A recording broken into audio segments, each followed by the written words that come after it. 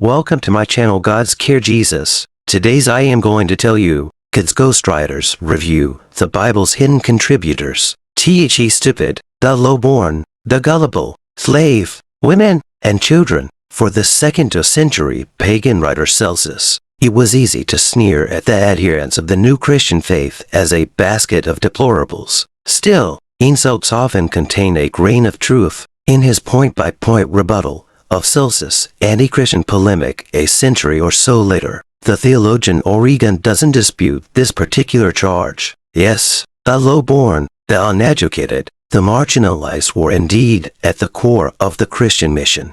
That was the point. Today, most theologians would accept that Celsus was right to foreground the crucial role of women in shaping the early church. In God's Ghostwriters, Candid Amos attempts to make a similar case for the role of enslaved people. It is hard to imagine a reader who wouldn't find this a thrilling, if at times infuriating, book. Ms. Moss, a professor of theology at the University of Birmingham, is the author of several spiky and provocative revisionist studies of the early church. In The Myth of Persecution 2013, she argues that early Christian martyrdom was an overwhelmingly fictional phenomenon. The Magnificent Divine Bodies 2019 is an exploration of the concept of bodily resurrection. In God's Ghostwriters, she sets out to recover the contributions made by enslaved men and women to the development of the church in roughly the first 2 centuries after Christ.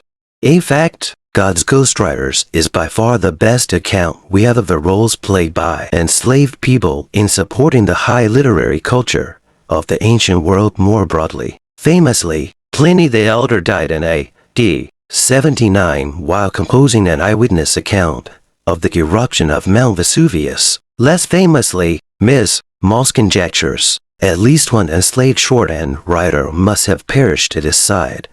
No self-respecting Roman carried his own notebook. Throughout antiquity, every stage of literary composition, dissemination, and reception was facilitated by enslaved letter carriers, copyists, and readers. As Ms. Moss reminds us, even reading a book generally meant listening to an enslaved person, who was himself reading from a scroll copied out by another enslaved person. God's Ghostwriters makes a more radical and specific claim that enslaved people were integral to the formation of the New Testament. Ms. Moss' key concept is that of co-authorship. When an author dictated his or her ideas to an enslaved scribe, the scribe, she argues, was much more than an animate dictaphone. Their interpretative work, she argues, gave shape to the thoughts and words of the speaker and made them an indispensable part of the compositional process. In a mundane sense, that is obviously true. The tricky question is how far we can legitimately stretch this idea of giving shape. Ms. Moss is admirably keen to engage in a project of ethical reading that is reparative as it listens to neglected voices, to read with erased collaborators, and to attend to invisible actors. The trouble with invisible actors is precisely their invisibility. How can we tell if we are attending to the muffled voices of enslaved scribes, or simply imagining them? When does ethical reading tip into wishful thinking? Take the epistles of Paul. Several of his letters, Colossians, Ephesians, Philippians, Philemon, were demonstrably written from prison. The vivid narrative of Acts shows that he was imprisoned multiple times at Philippi, Caesarea, and Rome. Many scholars think, for good reasons, that the prison epistles were in fact written during a further imprisonment at Ephesus.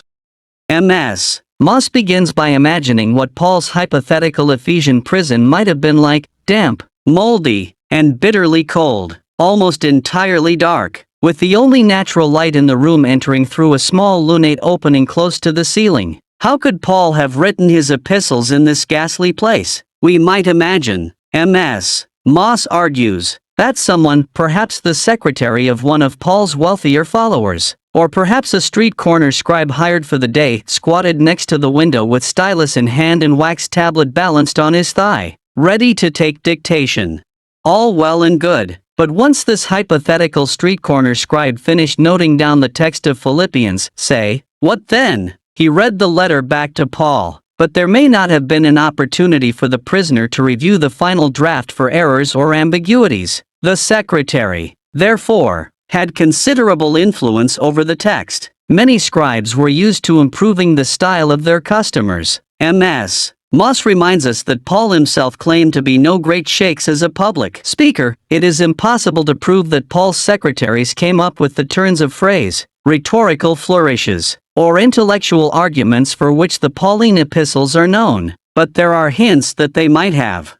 No one can disprove any link in this fragile chain of hypotheticals. Yes, in theory, Philippians might have been dictated through a prison window to an enslaved scribe, though a spoilsport might note that no moldy dungeons featured in Paul's imprisonments at Caesarea and Rome. Both were rather sociable and comfortable spells of house arrest. Yes, in theory, an enslaved scribe might have inserted words or phrases or intellectual arguments of his own. Yes, after his release from prison, Paul might never have gotten around to removing the enslaved scribe's surreptitious contributions to the text of Philippians. Or then again, where I really started fidgeting was when Ms. Moss went in search of specific passages contributed by might-have scribes of this kind. Few Pauline images are better known than the haunting passage of 1 Thessalonians 5, which likens the coming of the day of the Lord to a thief in the night. Therefore let us not sleep, as do others, but let us watch and be sober. Ms.